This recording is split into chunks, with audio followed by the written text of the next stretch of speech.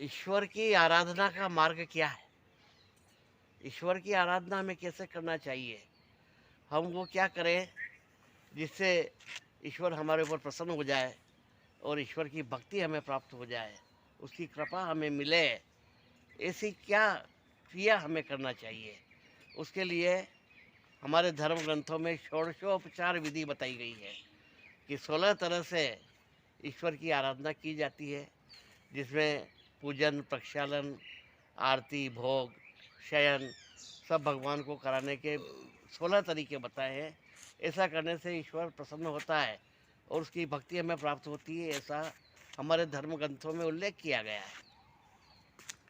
इसे कर्मकांड भी कहा जाता है। एक कर्मकांडी पंडित जी समुद्री मार्ग से जहाज द्वारा यात्रा कर रहे थे। उस जहाज के कप्तान को सूचना मिली कि आने वाले 2 दिनों में तूफान आने की संभावना है। तो उन्होंने पास में ही एक द्वीप पे उस जहाज का लंगर डाल दिया और घोषणा कर दी कि 2 दिन तक यह जहाज इसी स्थान पर रहेगा।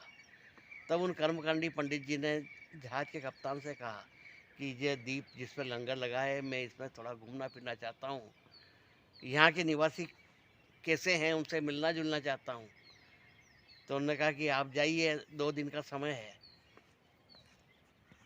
वो पंडित जी गए, वहाँ उन्हें द्वीप के निवासी मिले 3 व्यक्ति। उनसे उन्होंने चर्चा करी कि क्या आप भगवान को मानते हैं? तो कि हाँ मानते हैं। क्या उनकी पूजा आराधना करते हैं? कि करते हैं। तो उसकी पद्धति क्या है? किस तरह से आप भगवान की पूजा करते हैं, आराधना करते हैं? तो उन्होंने कहा कि हम तो कोई क्रिया वो जानते नहीं, हम तो अपने दोनों हाथ ऊपर उठा देते हैं और कहते हैं कि हे ईश्वर, हम तुझसे प्रेम करते हैं, हम तुझे चाहते हैं, तेरा ध्यान हमेशा करते हैं, इसलिए तू भी हमारा ध्यान रखना, हमें कभी गिरने मत देना। बस इतना ही बोलते हैं, इसके अलावा हमारे पास और कोई भगवान की आराधना पूजा करने की कोई क्रिया नहीं है। न तो हम कोई भोग लगाते हैं, न नहलाते धुलाते हैं, न कपड़े पहनाते हैं, कुछ भी नहीं करते हैं। बस खाली हम तो भगवान को हमारे भाव से सूचित कर देते हैं।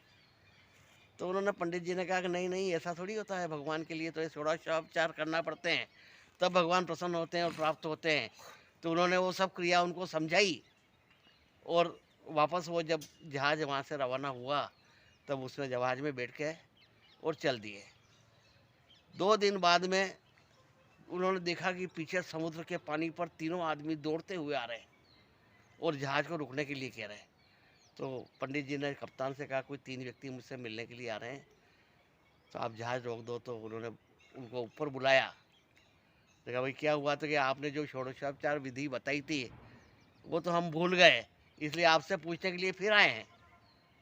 तो उन्होंने कहा आप इस पानी के ऊपर दौड़ते हुए कैसे आ गए, डूबे नहीं? कि नहीं डूबे। कि क्यों?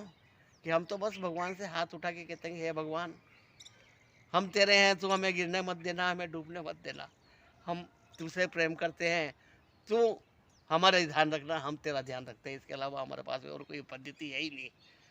तो पंडित जी सख्ते में आ गए कि मेरे को इतनी उम्र हो गई पर मैं पानी में चल नहीं सकता, और ये बिना किसी पद्धति के, बिना किसी आराधना के, बिना किसी षोडशोपचार के अपनी भावनाओं के द्वारा भगवान को प्राप्त कर लिया और पानी में भी चल करके आ गए हैं। तो उन्होंने कहा कि ये सब जो मैंने बताया था वो सब बेकार है, आपकी जो पद्धति है वो सही है, क्योंकि भाव से ही भगवान को भजा जाता है, पूजा जाता है। तो कबीरदास जी ने इसके लिए लिखा कि माला फेरत जुग गया, मिटा न मन का फेर, कन का मन का छोड़ के मन का फेर। तो कन से नहीं, मन से ईश्वर को ध्यान करो और उसके प्रति समर्पित हो जाओ कि मैं, तुम हमारे हो, हम तुम्हारे हैं, हमारा ध्यान रखना, हमें गिरने मत देना। इसी भाव से यदि भक्ति की जाए तो ही भगवान मिलते हैं। बाकी सभी जो कर्म कांड और क्रियाएँ हैं सब व्यर्थ हैं। भावना है प्रमुख है, क्रियाएँ प्रमुख नहीं।